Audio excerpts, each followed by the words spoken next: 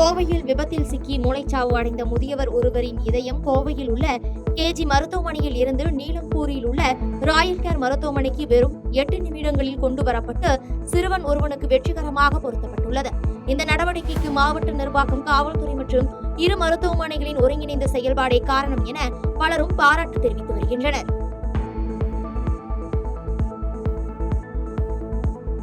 கோவை மாநகர காவல்துறை ஆணையாளர் அலுவலகத்தில் கோவை மாநகர பகுதிகளில் ரோந்து பணிக்கு ஈடுபடும் காவலர்களுக்கு செல்போன்கள் மற்றும் பிரத்யேக தொலைபேசி எண்கள் வழங்கும் நிகழ்வு நடைபெற்றது.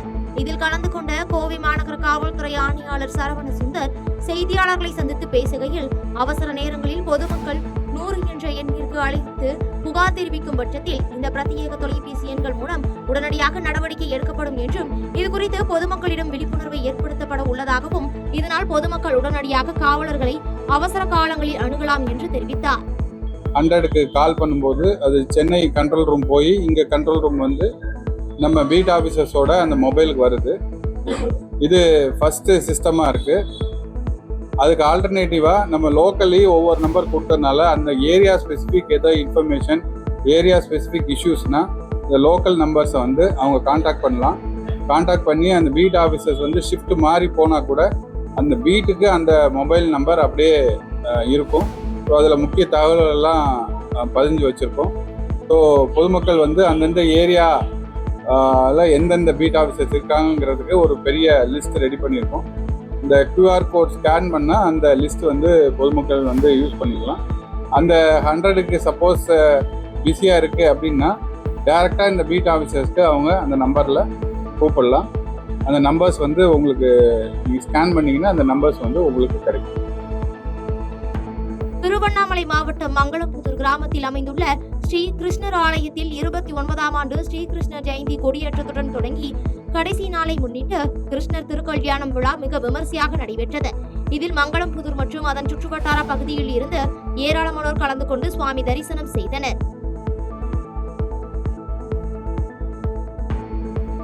கேரளா மாநிலத்தில் உள்ள சபரிமலை ஐயப்பன் கோவிலில் ஓணம் பண்டிகையை முன்னிட்டு சிறப்பு பூஜைகளுக்காக செப்டம்பர் 3ஆம் தேதி மீண்டும் நடை திறக்கப்படுகிறது என தெரிவிக்கப்பட்டுள்ளது.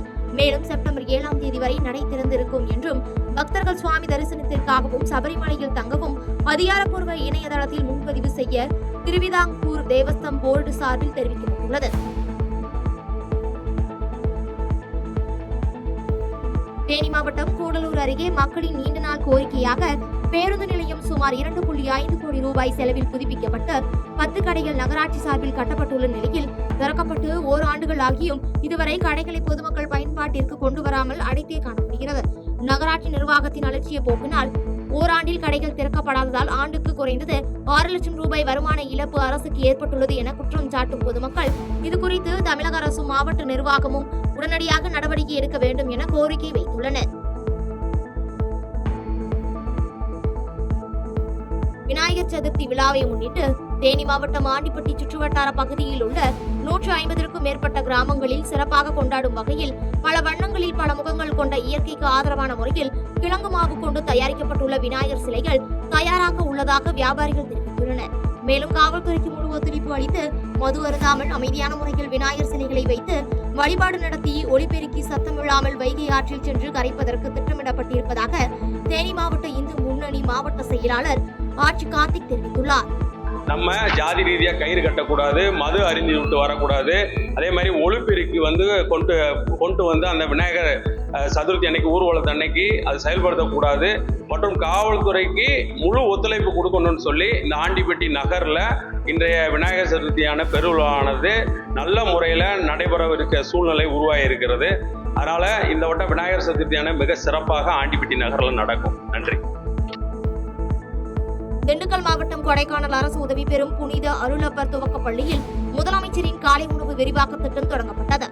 இந்நிகழ்வில் கொடைக்கானல் நகர்மன்ற தலைவர் செல்லதுரை, துணைத் தலைவர் மாயக்கண்ணன் உள்ளிட்ட பலர் கலந்து கொண்டு நிகழ்வினை துவக்கி வைத்தனர்.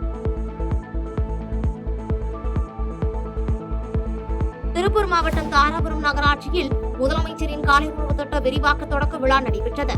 தாராபுரம் CSI அரசு உதவி பெறும் ஆரம்ப பள்ளி வளாகத்தில் நடைபெற்ற இந்நிகழ்ச்சியில் மனிதவள மேலாண்மைத்துறை அமைச்சர் என். கயல்விழி செல்வராஜ் சிறப்பு பங்கேற்பாளராக கலந்து கொண்டு மாணவர்களுக்கு காலை உணவு திட்டத்தை தொடங்கி வைத்து அவர்களுடன் அமர்ந்து உணவு உண்டு மகிழ்ந்தார். கடலூர் மாவட்டம் விருத்தாச்சலம் பேருந்து நிலையம் அருகே கல்யாணமுருகன் என்பவருக்கு சொந்தமான போட்டோ மற்றும் வீடியோ ஸ்டுடியோ ஷட்டரை உடைத்து ஸ்டில் கேமரா, வீடியோ கேமரா மற்றும் புகைப்படங்கள் சேகரிக்கப்பட்டிருந்த கணினி உள்ளிட்ட சுமார் 4 லட்சம் ரூபாய் மதிப்புள்ள பொருட்களை மர்ம நபர்கள் கொள்ளையடித்து சென்றுள்ளனர். தகவல் அறிந்து அங்கு விரைந்து வந்த விருத்தாச்சலம் போலீசார் கொலை நடந்த இடத்தில் பதிவான கைரேகை மற்றும் அப்பகுதியில் உள்ள சிசிடிவி கேமரா பதிவுகளை சேகரித்து விசாரணை மேற்கொண்டு வருகின்றனர். சென்னை ராயபுரம் மஸ்தான் தர்கா பகுதியில் அதிகாலை கள்ளச்சந்தையில் மதுபானம் விற்கப்படுவதாக பொதுமக்கள் கொடுத்த புகாரின் பேரில் ராயபுரம் போலீசார் சோதனை மேற்கொண்டனர். அப்போது மகாலட்சுமி என்ற மூதாட்டி அங்கு கள்ளச்சந்தையில் மதுபானம் விற்றுக் கொண்டிருந்த நிலையில் போலீசார் அவரை கைது செய்து அவரிடம் 70 பாட்டில் மதுபானங்களை பறிமுதல் செய்து கைது செய்து நீதிமன்றத்தில் ஆஜர்படுத்தி நீதிமன்ற உத்தரவுப்படி புழல் சிறையில் அடைத்தனர்.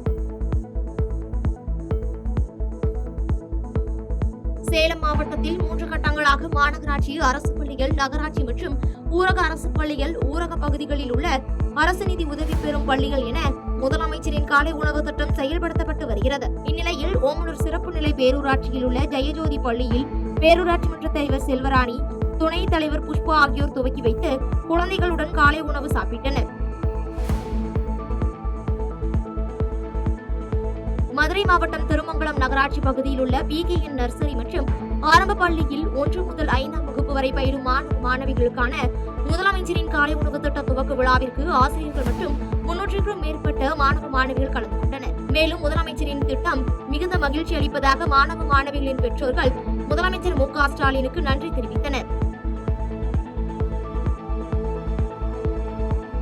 காஞ்சிபுரம் மாவட்டத்தில் உள்ள அருள்மிகு மீனாட்சி அம்மன் பொறியியல் கல்லூரியில் நேற்று 41ஆம் ஆண்டு தொடக்க விழா மற்றும் 1ஆம் ஆண்டு மாணவர்களுக்கான கல்வி துவக்க விழா கல்லூரி வளாகத்தில் நடைபெற்றது. இந்நிகழ்ச்சிக்கு சிறப்பு விருந்தினராக இந்தியன் ரயில்வே புரோ கபடி வீரர் ஒய் தியாகராஜன் கலந்து கொண்ட நிலையில் மீனாட்சி அம்மன் அறக்கட்டளை தலைவர் டாக்டர் ஜி.ரா. கோகுல் தலைமை தாங்கிய நிலையில் இந்நிகழ்ச்சியில் பலர் கலந்து கொண்டனர். நாமக்கல் மாவட்டம் பள்ளிப்பாளையம் ஒன்றியம் பாப்பம்பாளையம் அரசு மேல்நிலைப் பள்ளிக்கு அருகாமையில் உள்ள நிலத்தை தானமாக பெற்றுத் தருமாறு அரசு பள்ளியில் படிக்கும் மாணவர்களின் பெற்றோர்கள் மாவட்ட ஆட்சியரிடம் மனு அளித்தனர்.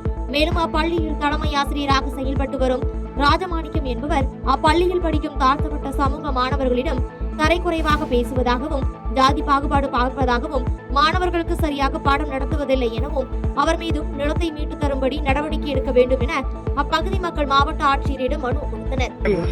ஏற்கனவே சகாயம் கலெக்டர் அவர்கள் கலைஞர் ஆட்சியில், டாக்டர் கலைஞர் ஆட்சியில் 2 ஏக்கர் நிலம் பெற்றுக் கொடுத்திருக்காரு. பள்ளி நடந்துட்டு இருக்கு. இப்ப மாணவர்கள் எண்ணிக்கை அதிகப்படுத்திட்டு இருக்கனால இனியும் உள்ள கட்டடம் கட்ட கிரவுண்ட் இல்லாம போயிடும். அதனால மாணவர்களுக்கு எப்படி கல்வி அவசியமோ அதுபோல விளையாட்டு அவசியம். அதனால விளையாட்டுத்துறை அமைச்சரும் இதுக்கு முன்னேற்பாடு செய்து எங்களுக்கு அந்த குழந்தைகளுக்காக எத்தனையோ 1000 குழந்தைகள் வாழ்வதற்காக விவசாய நிறுவனமும் கொஞ்சம் இறங்கி விட்டு கொடுக்கணும்னு அவங்க அதை கால் பண்ணி கேட்டு. தூத்துக்குடி மாவட்டம் கோவில்பட்டியில் உள்ள நாடார் நடுநிலைப் பள்ளியில் முதலமைச்சரின் காலை உணவு திட்டத்தை கோவில்பட்டி சேர்மன் கருணாநிதி மற்றும் வைஸ் சேர்மன் ரமேஷ் ஆகியோர் சிறப்பு அழைப்பாளர்களாக கலந்து கொண்டு துவக்கி வைத்தனர். கோவில்பட்டி கல்வி மாவட்டத்தில் மொத்தம் 28 அரசு உதவி பெறும் பள்ளிகளில் இந்த திட்டம் துவங்கியுள்ளது என்பது குறிப்பிடத்தக்கது. திருவள்ளூர் மாவட்டம் பெரியபாளையம் பவானி அம்மன் கோவில் அருகே முறையான ஆவணங்களின்றி செயல்படும் ராட்சத ராட்டினத்தால் விபத்துகள் ஏற்படும் அபாயம் உள்ளதாக அப்பகுதி மக்கள் குற்றம் சாட்டியுள்ளனர். இதனைத் தொடர்ந்து சம்பந்தப்பட்ட அதிகாரிகள் உரிய நடவடிக்கை எடுக்க வேண்டும் என அப்பகுதி மக்கள் கோரிக்கை விடுத்துள்ளனர்.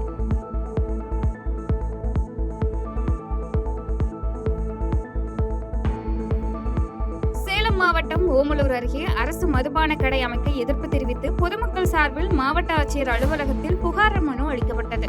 மேலும் அந்த மனுவில் இதற்கு சம்பந்தப்பட்ட அதிகாரிகள் உரிய நடவடிக்கை எடுக்க வேண்டும் எனவும் மாவட்ட ஆட்சியரிடம் கோரிக்கை விடுத்துள்ளனர்.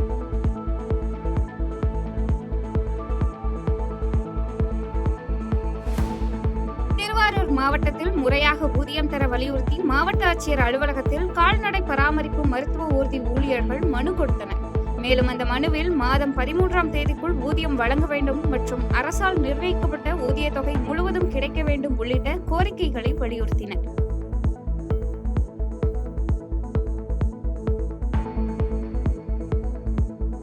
நாமக்கல் மாவட்டம் மாவட்டம் தெற்குபாளையம் அருகே வாகன ஓட்டி ஒருவர் சாலையை கடக்க முயன்றதை அடுத்து பின்னே வந்த கார் ஓட்டுநர் காரின் வேகத்தை கட்டுப்படுத்தி மெதுவாக இயக்கிய போது காரின் பின்புறம் வேகமாக வந்து கொண்டிருந்த அரசு பேருந்து மோதிய சிசிடிவி காட்சிகள் வெளியாகி பரபரப்பை ஏற்படுத்தியுள்ளது. தொடர்ந்து காயமடைந்த வாகன ஓட்டியை மீட்டு மருத்துவமனையில் அனுமதித்த நிலையில் போலீசார் விபத்து தொடர்பாக விசாரணை மேற்கொண்டு வருகின்றனர்.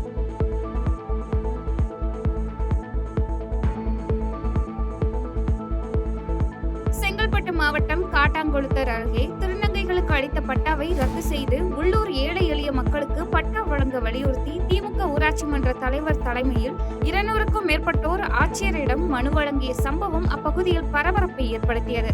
மேலும் அந்த மனுவில் உடனடியாக கிராமத்தில் குடியமர்த்தப்பட்ட திருநங்கைகளை காலி செய்ய வேண்டும் மற்றும் பூர்வீக குடிகளுக்கு அவ்விடத்தை அளித்து பட்டா வழங்க வேண்டும் உள்ளிட்ட கோரிக்கைகளை முன்வைத்தனர்.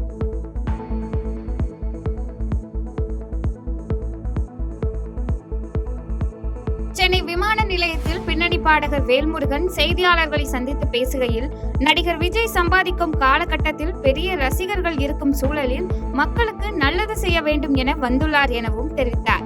மேலும் தமிழகத்தில் சமயபுரம் மாரியம்மன் எப்படி காட்சியளிக்கிறாரோ அதேபோல் அமெரிக்காவின் டெக்சஸ் என்ற மாகாணத்தில் டாலஸ் என்ற இடத்தில் கோவிலை சிறப்பாக கட்டியுள்ளனர் எனவும் தெரிவித்தார். அதுதான் அவர் என்னன்னாக்க நம்ம சம்பாதிக்கிற காலகட்டத்திலேயே நல்லா இருக்கிற காலகட்டத்திலே மக்கள் நமக்கு இவ்வளோ ரசிகர்கள் இருக்கிற அந்த சூழலையே நம்ம மக்களுக்கு நல்லது செய்யணும் அப்படின்னு சொல்லி வந்துருக்காரு. மக்களுக்காக செய்யணுன்றத அவர் போராடி இப்போ மக்களுக்காக இப்போ பல திட்டங்களையும் ரெடி பண்ணி சொல்லிட்டு இருக்காரு. அது கருத்து ரீதியாக, அரசியல் ரீதியாக, கட்சி ரீதியாக அது என்ன வேணாலும் இருக்கும். ஆனால் நம்ம மக்கள் அவர் ரசிகர்கள் வரணும், அதே மாதிரி அவர் மக்களுக்கு நல்லது செய்யணும், அவருடைய திட்டங்களும் நல்லதா இருக்கணும் அப்படின்னு தான் எதிர்பார்க்குறாங்க. அதே மாதிரி நம்மளும். திருப்பூர் மாவட்டம் தாராபுரத்தில் தேமுதிக நிறுவன தலைவர் கேப்டன் விஜயகாந்தின் 73வது பிறந்தநாள் விழா மாவட்ட செயலாளரும் வழக்கறிஞருமான பன்னீர்செல்வம் தலைமையில் உற்சாகமாக கொண்டாடப்பட்டது. இதனைத் தொடர்ந்து செய்தியாளர்களிடம் பேசிய பன்னீர்செல்வம், கேப்டன் விஜயகாந்த் சாதி மத வேறுபாடுகளை தாண்டி அனைவரையும் சமமாக நேசித்தவர் என்றும், ஏழை எளிய மக்களின் வாழ்வாதார மேம்பாட்டுக்காக பல்வேறு நலத்திட்டங்களை செயல்படுத்தியவர் என்றும் தெரிவித்தார். திருப்பூர் மாவட்டம் தாராபுரம் புதுக்காவல் நிலைய வீதியில் இருசக்கர வாகனம் மீது கார் மோதி ஏற்பட்ட விபத்தில் இருசக்கர வாகனத்தில் பயணித்த தந்தை மற்றும் மகன் காயமடைந்து சிகிச்சை பெற்று வருகின்றனர். மேலும் விபத்தை ஏற்படுத்திய காரை மடக்கி பிடித்த பொதுமக்கள் காரில் மதுபோதையில் இருந்த 4 பேரையும் போலீசாரிடம் ஒப்படைத்த நிலையில் விபத்து குறித்த வீடியோ சமூக வலைதளங்களில் பரவி வருகிறது.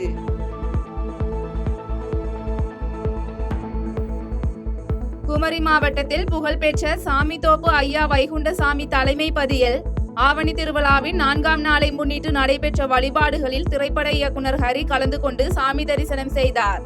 இதனையடுத்து இயக்குனர் ஹரிக்கு கோயில் சார்பில் பிரசாதங்கள் வழங்கப்பட்டது.